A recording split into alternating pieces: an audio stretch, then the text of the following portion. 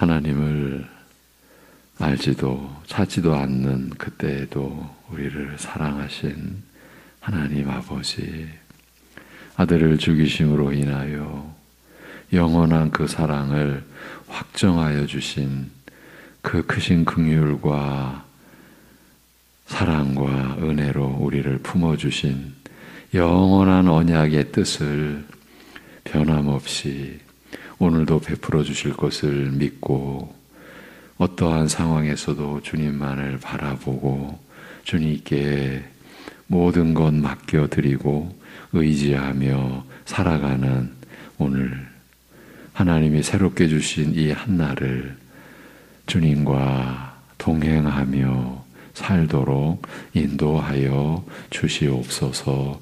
예수님의 이름으로 기도합니다. 아멘. 갈라디아서로 직접 들어갑니다. 갈라디아서 2장. 갈라디아서 2장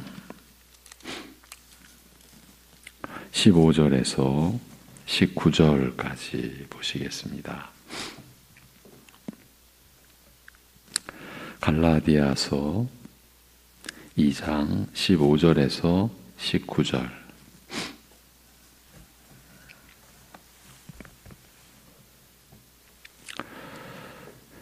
(15절부터) (19절까지) 같이 보시겠습니다.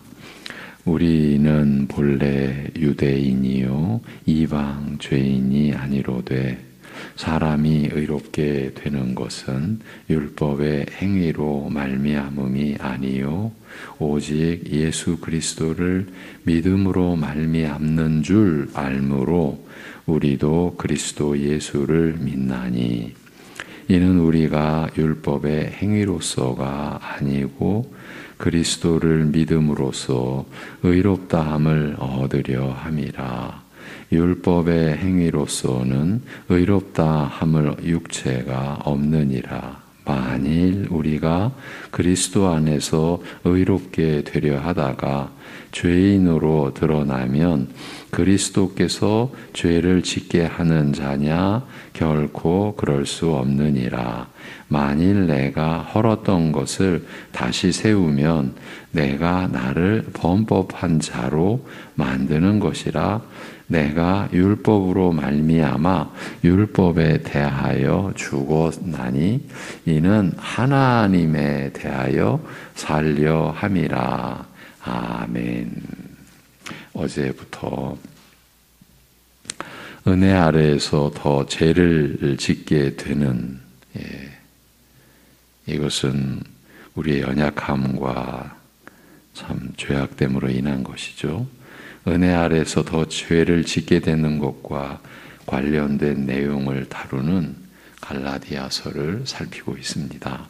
15절부터 보았습니다. 갈라디아서는 복음에 무엇을 더 해야만 구원 얻는다고 가르치는 거짓 교훈을 반박하는 메시지를 담고 있습니다. 15, 16절에서 바울은 율법적인 면에서 보면 인간들 중에서 가장 철저했던 자들도 복음이 필요하다는 사실을 진술했습니다.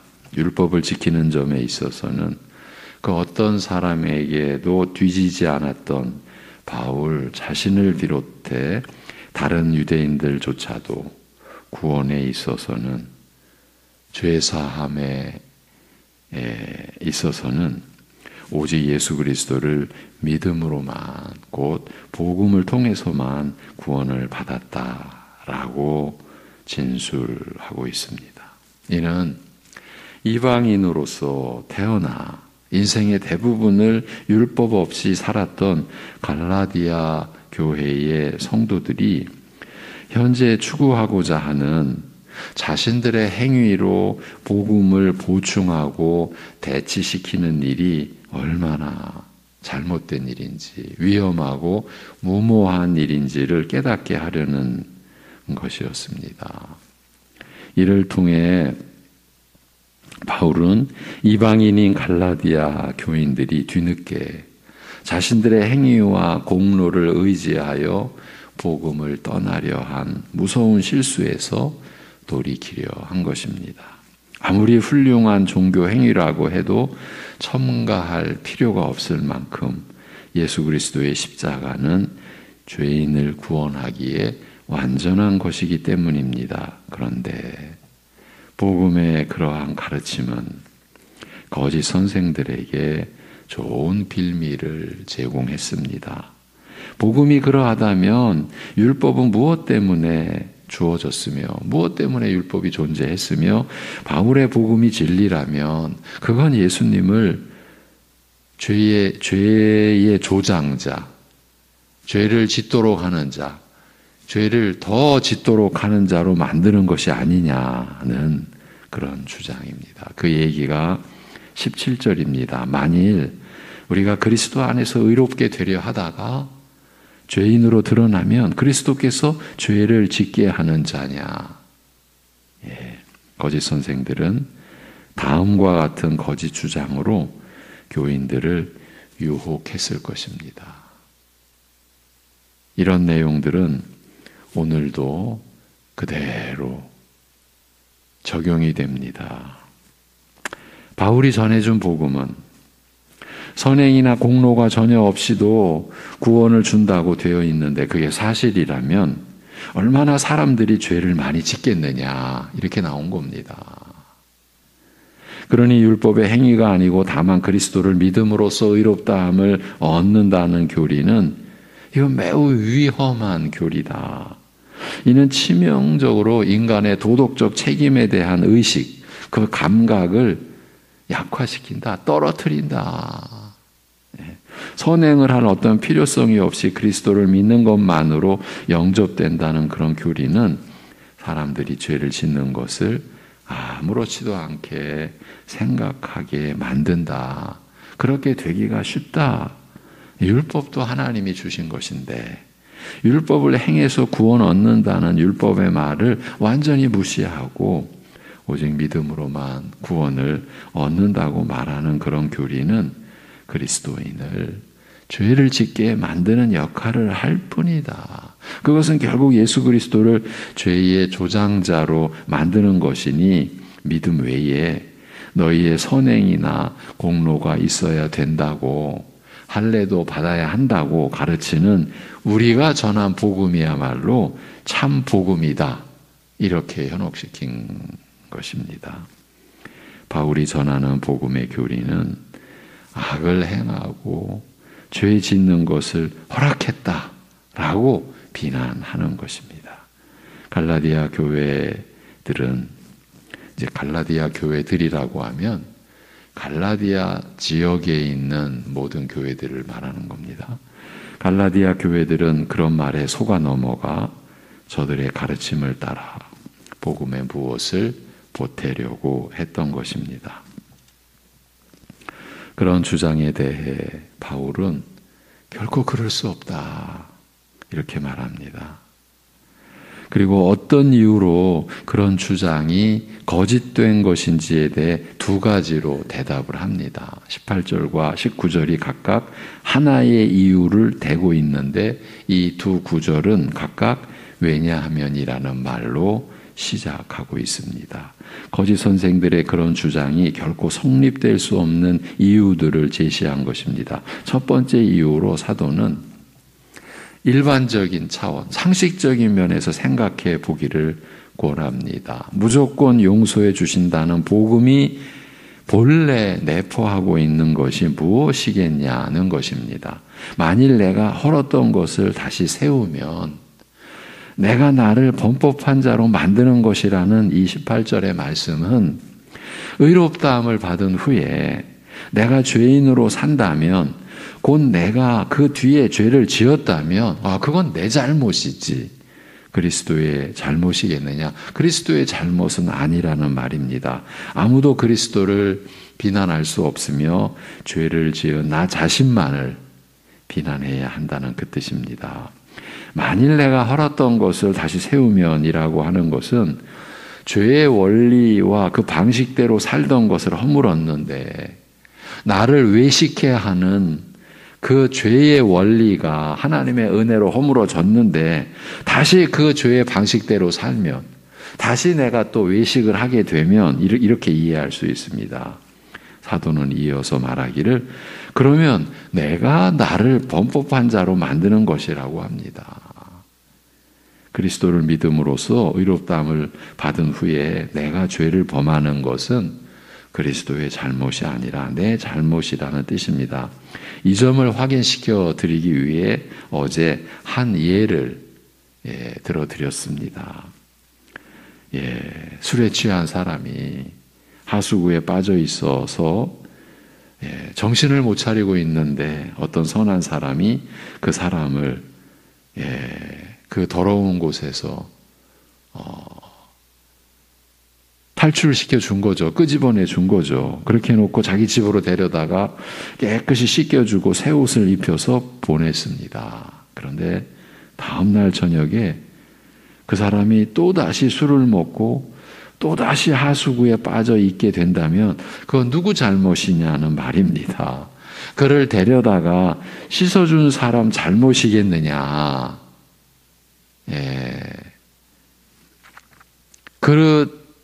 그대로 내버려 뒀으면 안 그랬을 텐데 데려다가 씻겨줬으니까 또 더럽힌 거 아니냐. 그러면은 씻겨준 사람이 잘못이다. 이럴 수가 있겠느냐.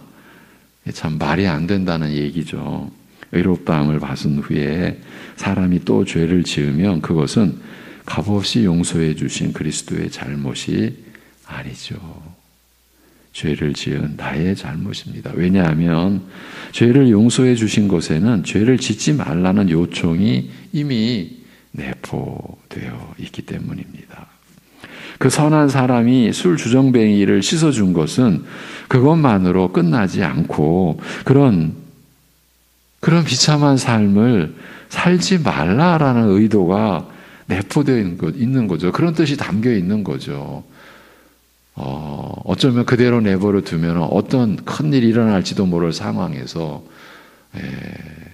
그 하수구에서 빠져나오도록 돕고 또 데려다가 씻겨주고 새 옷을 입혀주고 이러한 가운데에는 다시는 그런 삶을, 그런 추악한 삶을 살지 말라라는 의도가 담겨 있는 거죠. 그런 의도가 없었다면, 다시 말하면 거기서 그대로 뒹굴고 사는 것이 그게 인간이 사는 것이다. 그렇게 여겼다면, 그걸 목적으로 삼았다면 굳이 고생해서 끌어내어 씻어줄 필요가 없습니다. 그냥 내버려 두거나 오순물을, 꾸정물을 좀 더 부어주면 그게 그만이죠. 마찬가지로 복음에는 죄를 짓지 말라라는 의도가 내포되어 있는 것입니다. 죄를 짓게 하기 위해 씻어주는 법은 없습니다. 이것이 17절에 만일 우리가 그리스도 안에서 의롭게 되려 하다가 죄인으로 드러나면 그리스도께서 죄를 짓게 하는 자냐라는 의문에 대하여 사도가 결코 그럴 수 없다고 대답한 첫 번째 이유인 것입니다. 예수님께서는 우리에게 의로움을 주시고 죄를 패하기 위해서 오셨습니다. 거기에는 우리가 이후로는 죄를 짓지 말라라는 의도가 내포되어 있는 것입니다. 복음에는 그런 의미가 암시되어 있는 것입니다. 그러니 죄에 빠지는 것은 내 잘못입니다. 복음의 허점이 아닙니다. 예수 그리스도의 잘못이 아닙니다. 율법의 잘못도 아닙니다. 죄 아래 달려나가는 내 잘못입니다. 그것을 생각해 보라는 것입니다. 그렇기 때문에 복음은 그리스도를 죄의 조장자를 만드는 것이기에 거짓된 것이며 율법의 공로를 첨가해야, 율법의 행위로의 공로를 첨가해야 한다고 말하는 거짓 선생들의 주장은 말이 안 되는 것이다. 이게 틀린 것이다. 그러면서 사도 자신이 전한 복음, 사도가 주님께 받아서 전한 그 복음이야말로 참된 것이다. 이러한 가르침을 지금 주고 있는 겁니다. 두 번째 이유, 그리스도께서 그러면 죄를 짓게 하는 자냐? 그럴 수 없다. 그렇게 단정을 지을 수 있는 두 번째 이유는 율법의 역할이 무엇이며 어디까지인지 알지 못하기 때문에 저들이 그런 거짓된 그런 틀린 주장을 한다고 합니다. 19절이죠. 내가 율법으로 말미암아 율법에 대하여 죽었나니 이는 하나님에 대하여 살려 함이라. 너무나 중요한 내용입니다. 성도 여러분, 새벽 예배 가족 여러분, 오랜 신앙생활, 수년, 수십 년 신앙생활을 하는 가운데서도 이 19절의 이러한 말씀의 가르침과 그 의미를 모르시는, 여전히 무지한, 그리고 아예 의식조차 하지 않는 그런 형태의 모습도 우리 안에 없지 않다. 그것도 간혹 있는 정도가 아니라 어쩌면 더 우리가 우리 자신을 이렇게 봐야 되지 않을까 싶습니다. 그만큼 여전히 말씀에 대해서 너무 연약한 우리 아닌가, 그렇게 여겨지는 게 참 두렵기까지 합니다. 자, 이 말씀은요, 이 19절은 율법은 나를 정죄함으로써 나를 죽이는 것이 그 주된 목적이라는 말입니다. 율법이 나를 죽이는 것이, 그것이 율법의 목적, 율법을 주신 목적이라는 겁니다. 다시 말하면 율법은 그 계명을 보고 내가 지킬 수 있는 수준이 아니라는 것입니다.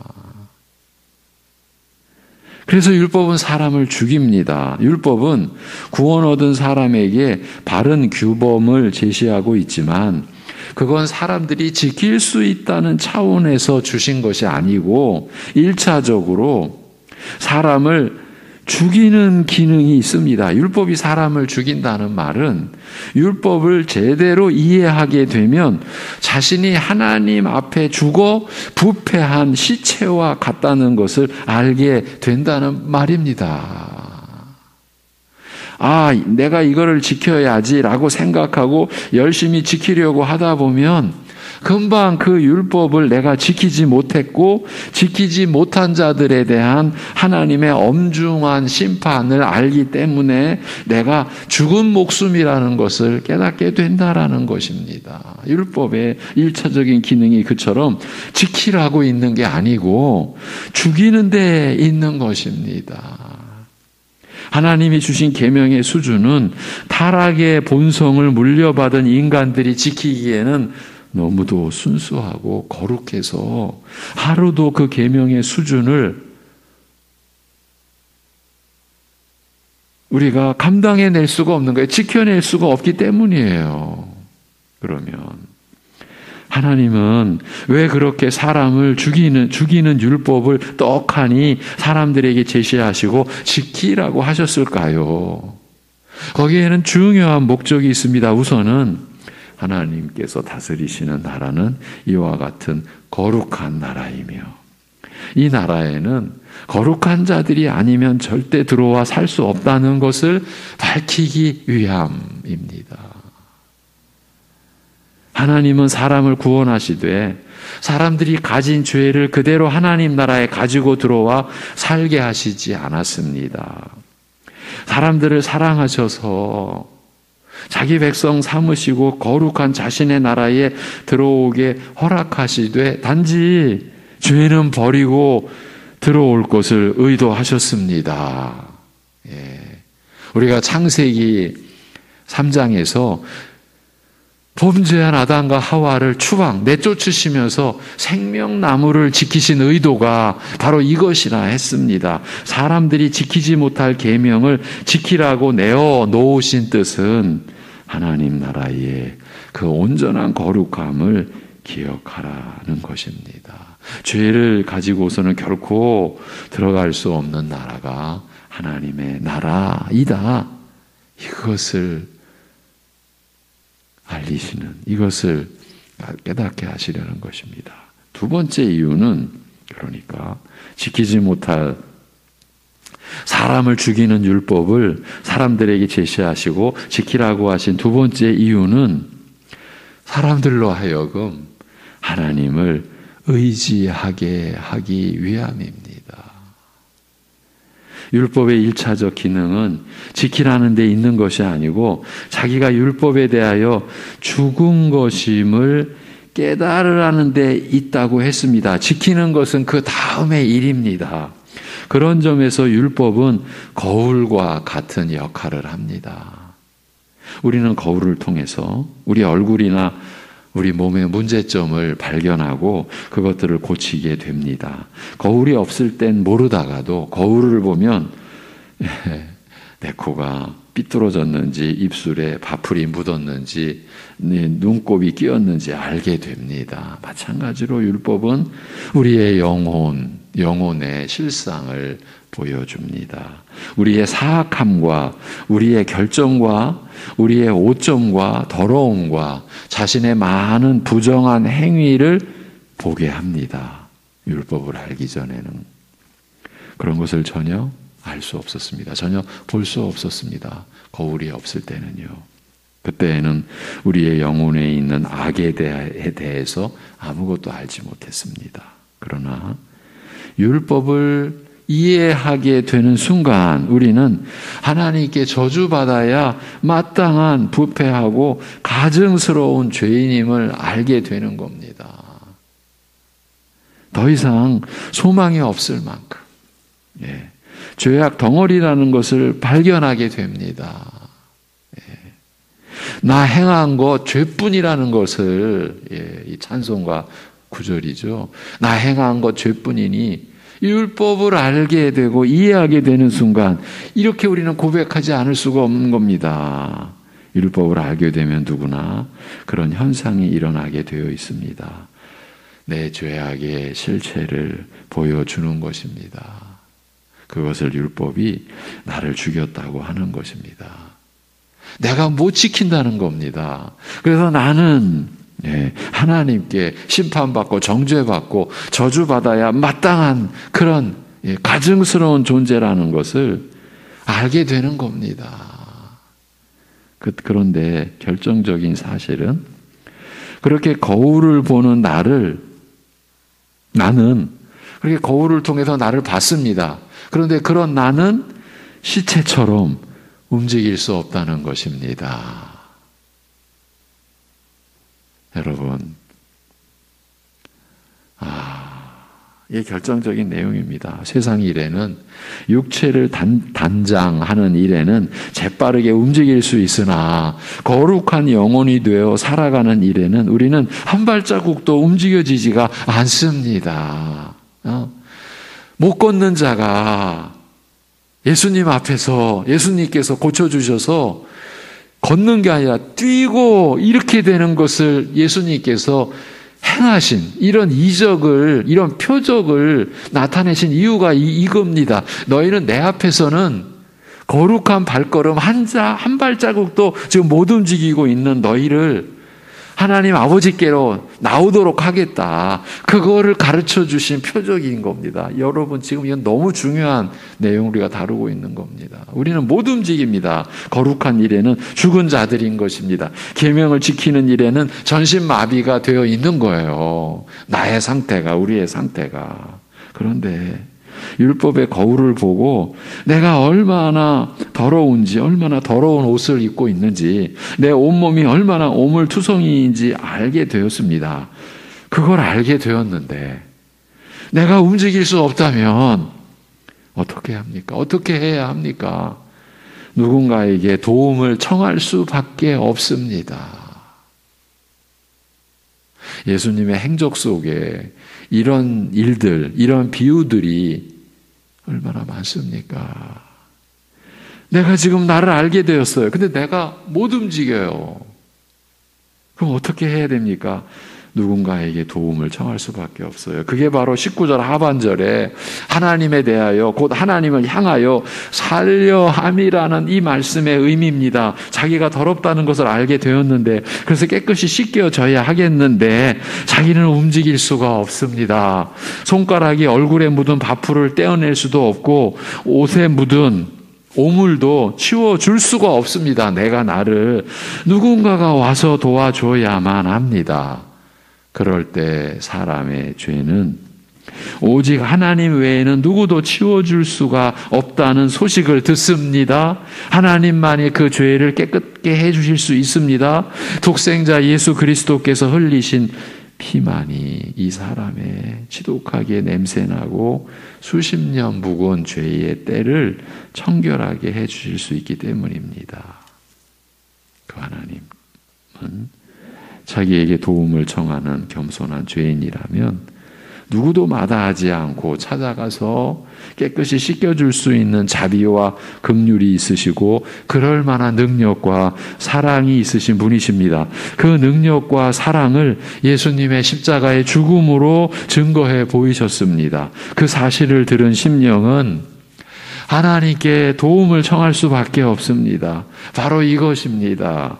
바로 그런 구원의 요청을 하나님께 하라는 의도로 하나님은 율법을 주신 것입니다. 하나님을 의지하게 하려 하신 거예요. 인간은 본래부터 스스로 존재하는 그런 존재가 아니다. 지음 받았다. 하나님에 의해서. 그래서 하나님에 의해서 존재한다. 생명의 능력 모든 것이 하나님께로부터 온다. 하나님을 그래서 떠나서는 아무것도 아니다. 하나님을 그래서 바라보고 하나님만을 의지해야 된다. 우리 본래가 그랬습니다, 여러분. 그런데 인간이 하나님같이 되려고 그렇게 죄악된 사망에 처하여 있는 우리를 살리시기 위하여 율법이 나를 죽이는 그러한 기능을 하도록 율법을 주셨고 그래서 하나님만을 의지하도록 우리를 이끄신 것이 지킬 수 없는 율법을 주신 그 목적인 것이에요. 그런 구원의 요청을 하나님께 하라는 의도로 하나님의 율법을 주셨습니다. 율법의 1차적인 목적이 거기에 있습니다. 하나님을 향하여 구원을 요청하여 하나님의 도움으로 깨끗함을 입어 이제 하나님 앞에서 거룩한 자로 살게 하기 위함입니다. 이것이 우리가 오직 그리스도를 믿음으로 의롭다함을 얻는 은혜인 것입니다. 율법의 1차적인 목적이 그것입니다. 내가 거룩에 대하여 시체와 같이 죽은 목숨이며 내 몸에 붙은 더러운 것들을 떼어버릴 수 없는 전신마비 환자와 같아서 누군가의 도움을 필요로 하는 존재라는 것을 알게 하는 것입니다. 여러분, 이러한 차원에서 율법의 이 기능과 복음의 은혜에 붙들린 우리 심령들은요, 여러분 생각해 보십시오. 자기를 내세우거나 교만한 길에 들어설 수 있겠습니까? 생각해 보십시오. 우리가 얼마나 믿음이 있다고 자신을 내세우고 믿음 갖고 자신에게로 또 돌아가서 마치 하나님이 이제 다 살려주시고 온갖 오물을, 그것도 안팎의 오물을 다 씻겨 주셨는데 마치 자기가 씻은 것처럼 우리 그러고 있는 모습 얼마나 많습니까? 우리가 이러한 말씀을 통해서 우리가 받은 은혜의 실체에 대해서 이렇게 또 우리가 바로 알아가는 것, 저는 이것이 현실적으로 우리가 받는 은혜, 우리가 이 은혜를 받지 않으면 저는 안 된다고 봅니다. 지금 율법이 우리 안에서 이렇게 율법이 뭔지도 나아가서 우리는 지금 복음이 뭔지도 사실은 제대로 모르는 상태라고 해야 우리에 대한 정확한 진단이 아닐까 저는 그렇게 여겨집니다. 갈수록 더 그렇게 여겨집니다. 이러한 말씀에 우리가 나아가야 하고 이러한 말씀이 우리 안에 거해야 합니다. 예수님이 말씀하셨죠. 유대인들, 자기 백성들에게 너희 속에는 내 말이 거할 곳이 없노라. 이러한 말씀을 우리가 들어서는 안 돼. 그렇게 되면 안 되죠. 내 말이 너희 속에 거할 곳이 없노라. 예. 기도하겠습니다.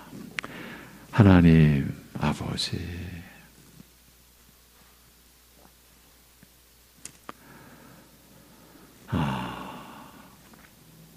그렇게 무엇 하나 결격사항도 결함도 부족함도 그 어떤 오류도 없는 완전한 하나님이 베풀어 주신 축복 속에서 하나님같이 되려고 한 인간의 죄악이 지금 내 안에도 우리 안에도 그대로 나타나고 있는 이런 이 죄악된 세상을 영원한 언약 가운데에서 회복시키시려고 그대로 버리지 않으시고 그대로 심판하셔서 멸망에 이르게 하지 않으시는 그 하나님의 열심에 오늘 이 새벽에도 저희가 그저 감사하고 하나님의 우리를 이끌어 주시는 은혜에 또 우리가 감격하고 감격해하고 그러게 우리 자신을 내어 맡깁니다.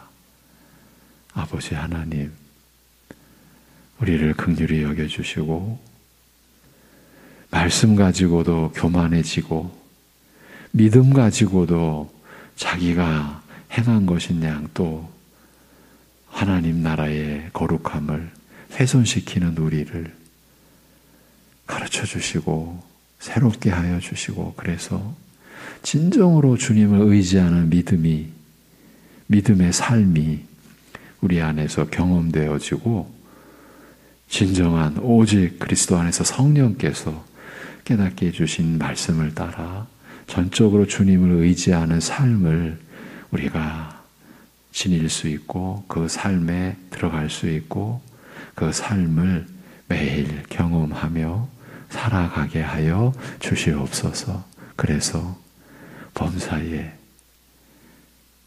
그리스도 안에서 하나님을 향하여 감사하는 삶이 무엇인지를 우리가 고백할 수 있고 오직 그러한 삶을 간증할 수 있는 우리의 생애가 되게 인도하여 주시옵소서.